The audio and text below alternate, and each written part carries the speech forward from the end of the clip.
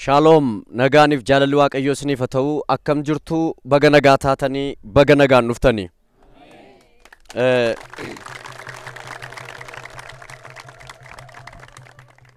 Egaa guyyaan kuni guyyaa isiniif guyyaa addaati.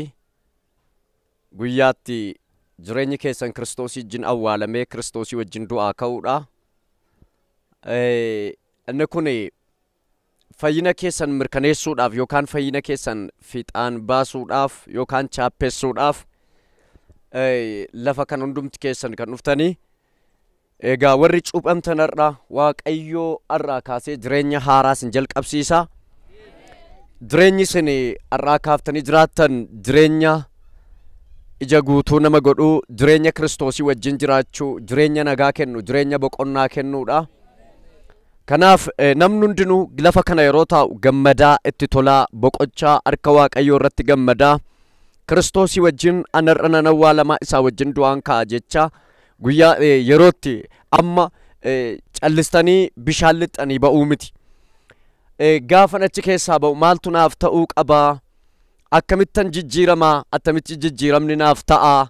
Jireenyi koo kan har'aa kaasee akkam ta'uu qaba jettanii jireenya keessan keessatti amma yaadaa itti gammadaa Kiristoosii wajjin du'een du'aa ka'a. Wanti anamma isinii jedhu kana irra deddeebitanii itti yaaduutu isin irra jiraatu jechuudha.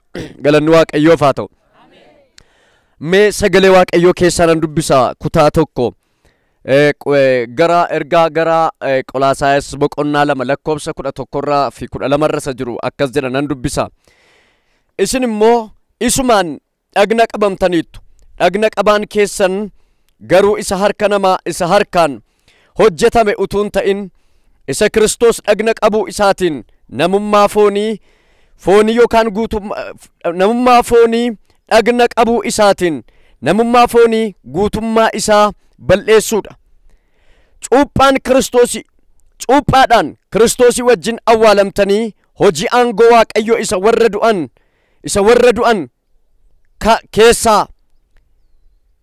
du'an keessaa isa kaasetti amanuu keessaniin isin immoo isaa wajjin du'aa kaafamtaniittu.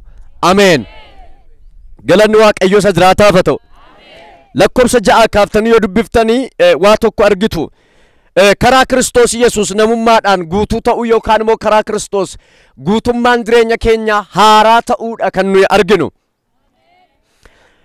Iddoo kanatti wa'ee seeraa argina, wa'ee seeraa fayyinaa argina. Namni akkamittiin fayyuun akka irra jiraatu, namni maaliin fayya?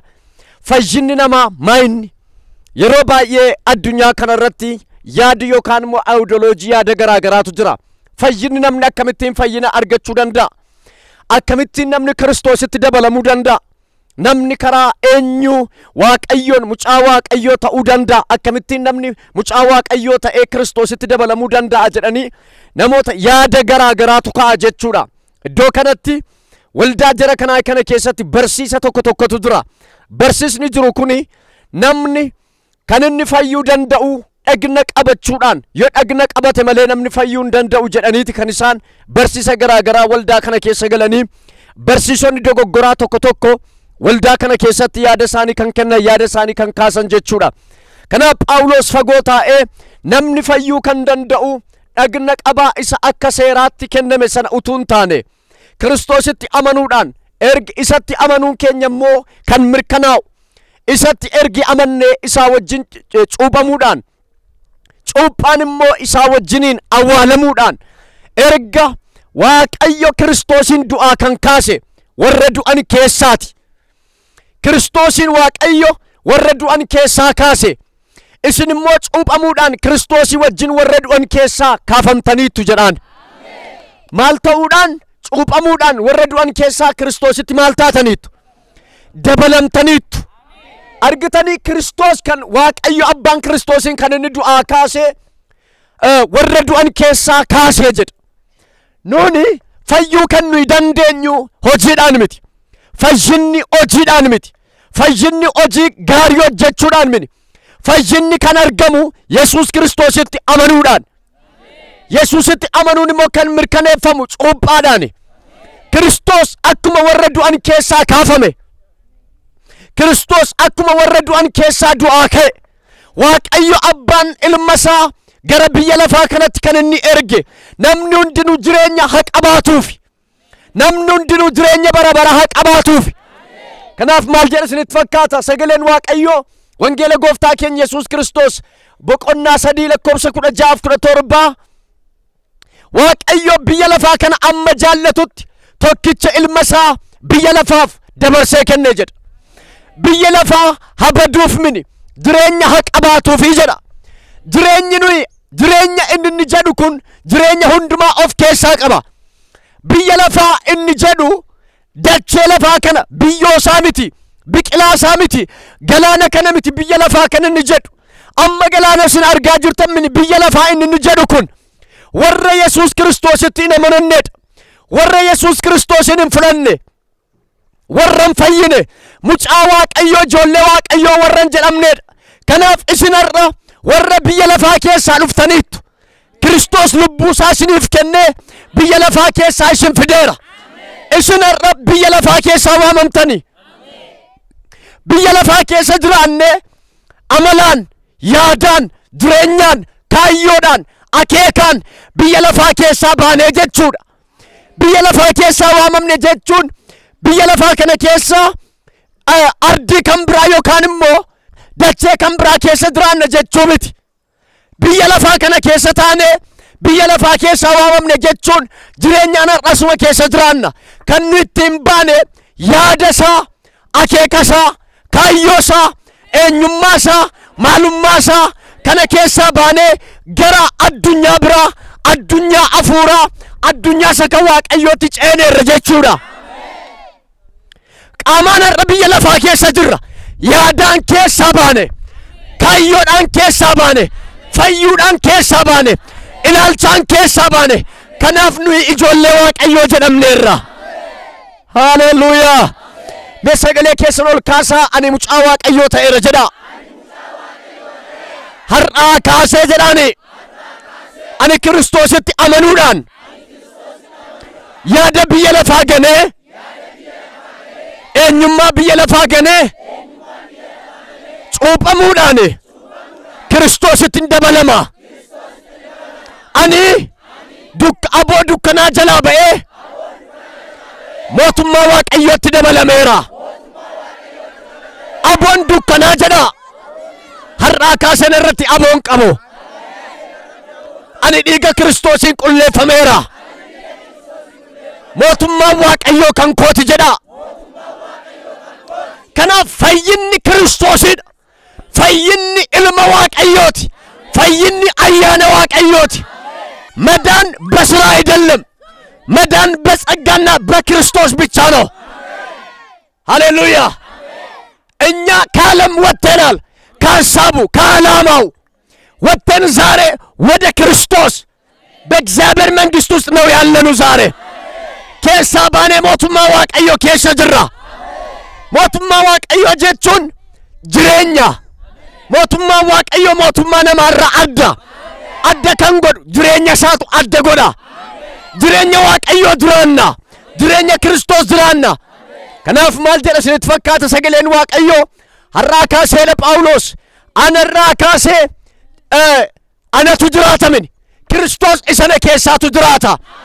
Soo har'a Kiristoositti dabalamna jechuudha. Maqaan Waaqayyoo kan eebbifame haa ta'u. Kanaaf barsiisonni tokko dhagna qabachuu qabdu. Yoo dhagna qabattan malee fayyina kanatti dhagni qabachuun dabalamuu qabaa jedha. Kanaaf isa harka namaan hojjetame utuu hin taane isa fannoo irratti hojjetame. Ayyaachuu warri barsiisonni Yihuudootaa akkas jedhanii amanu. Fayyina kanatti dhagni qabaan dabalamuu qaba. Harka namaan hin hojjetame itti dabalamuu qaba. Yoo kanan ta'u ta'e fayyinni keessan guutuu miti jedhanii amanu. Phaawulos kanaan morme. Fayyinni keenya guutuudha jedhan immoo. Maalin guutuu ta'e Kiristoositti amanuudhaan. Isa wajjin akkuma Waaqayyo abbaan Kiristoosin du'aa isa kaase. Warra du'an keessaa ka'eera. Warra du'an gidduudhaa ka'eera. Akkasuma isinis isa du'aa ka'e kanatti warra du'an keessaa kaatanii isatti dabalamtaniitu jedhaan. Haleluuyaa. Warra du'an keessaa maal taataniitu? Kaafamneer eenyutti dabalamneer? kiristoositti dabalamneerra gaafa cuuphamnu wangeela lallabna namoota baay'eetu laalee fayya achumaan sagaleen waaqayyoo dhaqaa macca hundumaa barsiisaa cuuphaa bartoota koo godhaa jedhee dubbata cuuphaa bartoota koo godhaa maqaan waaqayyoo kan eebbifame haa ta'u kanaaf cuuphamuudhaan kiristoositti dabalamuun danda'ama cuuphaadhaan awwaalamuun gara mootummaa waaqayyootti dabalamuu danda'ama kiristoositti mirkaneessitu jechuudha already fayyitaniitu amantaniitu amantiin keessan ayyaanaan kiristoositti amanuudhaan fayyitani har'a mirkaneessitu sa fayyitan kan chaappaa ofirratti gootu jechuudha haleluuyaa haleluuyaa maqaan waaqayyoo kan eebbifame haa ta'u kanaaf akkasin ofirratti jireenya keessan irratti yaaddan kanaaf maal jedha sagaleen waaqayyo Yohaannis boqonnaa 10 irratti ani jireenya kennuufan dhufeedha jireenya hoolotaaf jireenya kennuufan dhufee jedha jireenyan kennu jireenya irraa hafaa qabaataniif jedha ani jireenya jedha jireenya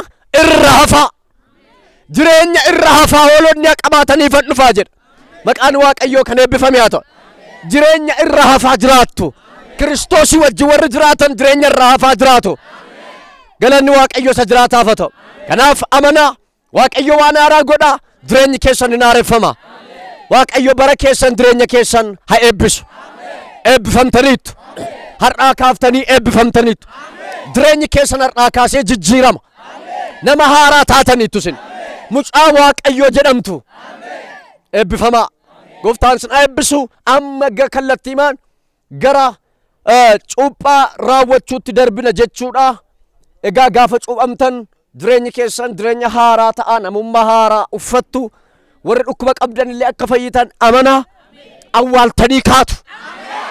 awwaaltanii kaatu dhukkuba keessan hiyyummaa keessan awwaaltanii kaatu maqaan waaqayyoo kan eebbifame haa ta'u kanatti amanaa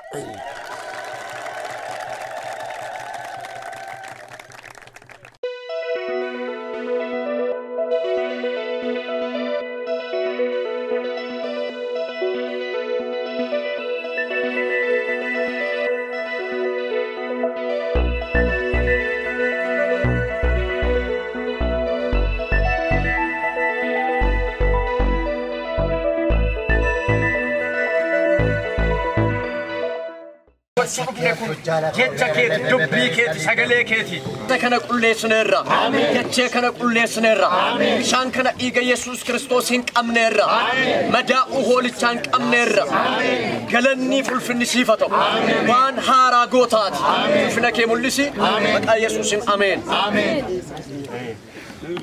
maqaa kee deebisee araarsaa maqaa abbaa kan ilmaa kan hafuura qulqulluu isaan sadan tokkoon sincuutu cubbuun karaa addaa seenee nu gabromsee sitti addaan nu baase iddoo gaarii sanaa gowwoomsaan seexanaa fuudhee achi nu baase Abba wajjin kita isa sitasisu ulfina kee omatu lakofne samira gabute hola ratate nuidi gamvromne anafati gargar bane ture Digan araramne anafati gargar bane ture Yesuusin araramne anafati ormatane ture digan araramne anafati ormatane ture Yesuusin araramne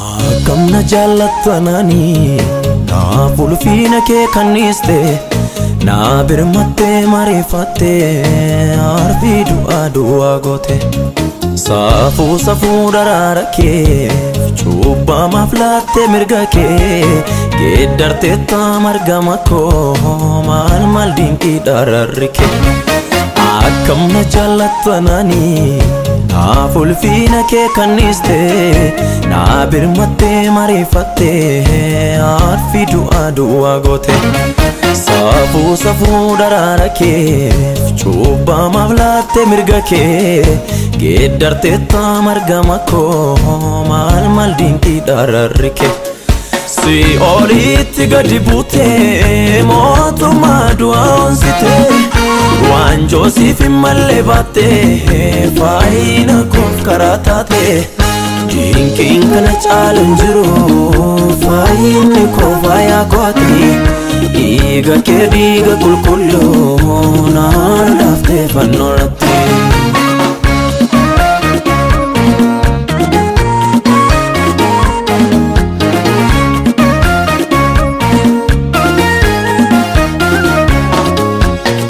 Fodan gaggaalugdee fiixaan baastee fayyina koo abbaa fooniif dhiiga miti sitti waamu eenyummaan koo dhagna haaraa uffadheeni si wajjinan du'aa ka'e maafan maqaa keen faarfadhu cuubbamaatu luba ta'e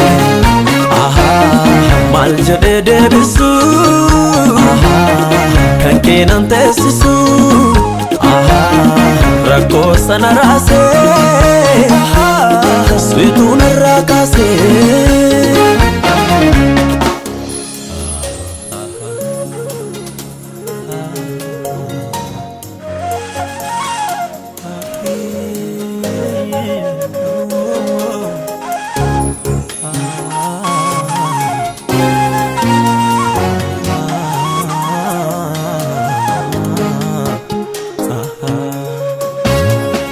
Kee fannoo gubbaa sanaa yommuu teessee regduun lubbuun koo qaraanii horra naaf ooluun kee naaf ta'ee bu'uura fayyuu koo ulfina koo gateensi faarsaa fuula kee duratti gad jedhee waan jodu'aa narraa cabsitee ulfina guddaa sirraa argadhee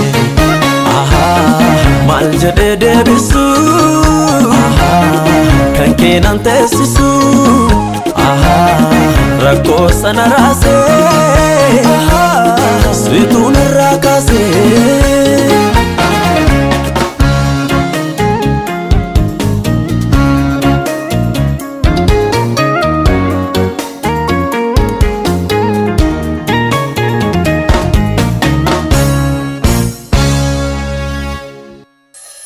Akkam na jaallattananii naaf ulfina kee kanniste naa birmattee mariifattee arfi du'aa goote safuu daraara kee cuuphaa maaflaattee mirga kee geeddartee margama koo maal dinqii dararri kee akkam na jaallattananii naaf ulfina kee kanniste naa birmattee mariifattee arfi du'aa goote safuu daraara kee cuuphaa maaflaattee mirga kee geeddartee margama koo maal dinqii dararri kee si olitti gadi buutee mootummaa du'aa onsitee waan joosiif hin malle baattee faayina koof karaa taatee cubbuun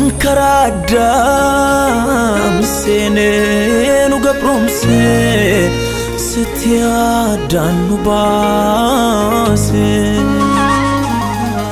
iddoo gaarii sanaa gowwoomsaan seexanaa fuudhee achi nu baasee abbaa wajjin qixa isaa si taasisu ulfina kee homaatu lakkoofne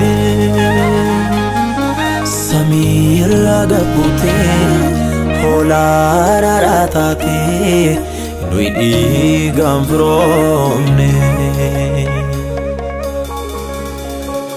anaaf Anaafati gargar baanee turre dhiigaan araaramne Anaafati gargar baanee turre Yesuusin araaramne Anaafati orma taanee turre dhiigaan araaramne Anaafati matane ture Yesuusin araaramne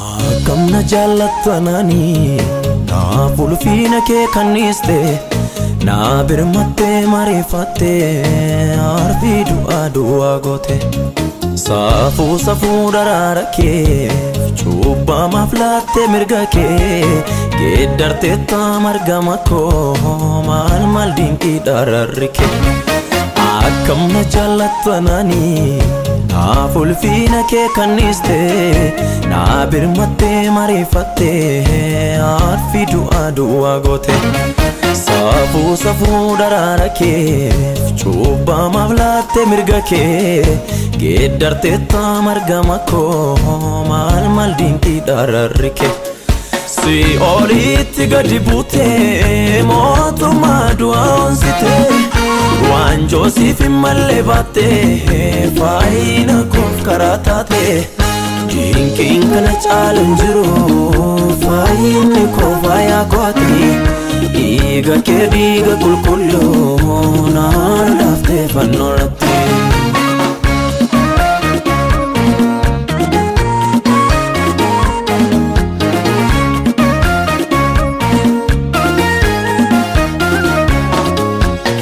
Fodan gagaa dhugdee fiixaan baastee fayyina koo Abbaa fooniif dhiiga miti sitti waamu eenyummaan koo Dhagna haaraa uffadheeni si wajjinan du'aa ka'e Maafan maqaa keen faarfadhu cuubbamaatu luba ta'e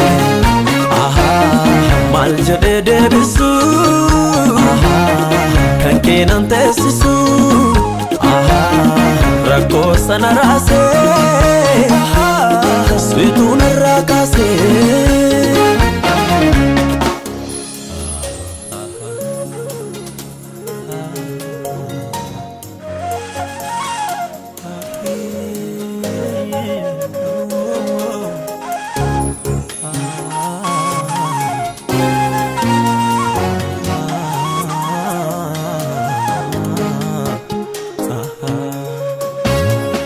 Kee fannoo gubbaa sanaa yommuu teessee regdu lubbuun koo Qaraanii horra naaf ooluun kee naaf ta'ee bu'uura fayyuu koo Ulfina koo gateen si faarsaa fuula kee duratti gad jedhee Waanjoo du'aa narraa cabsitee ulfina guddaa sirraa argadhee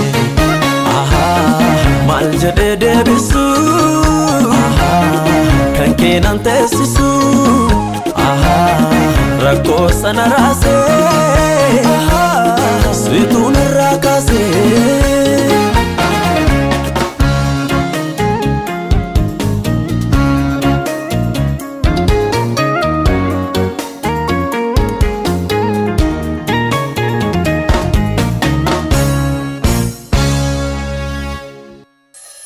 Akkam na jaallatanani naaf ulfina kee kanniste naa birmatte marifatte arfii du'aa goote Saafuu safuu daraara kee Cuuphaa maaflaatte mirga kee Geeddarte margama koo maal dinqii dararri kee Akkam na jaallatanani naaf ulfina kee kanniste naa birmatte marifatte arfii du'aa goote Saafuu safuu daraara kee Cuuphaa maaflaatte mirga kee Geeddarte margama koo maal dinqii dararri kee Si olitti gadi buutee mootummaa du'aa Naaf ulfina kee kanniste Na birmatte marifatte arfi du'a gote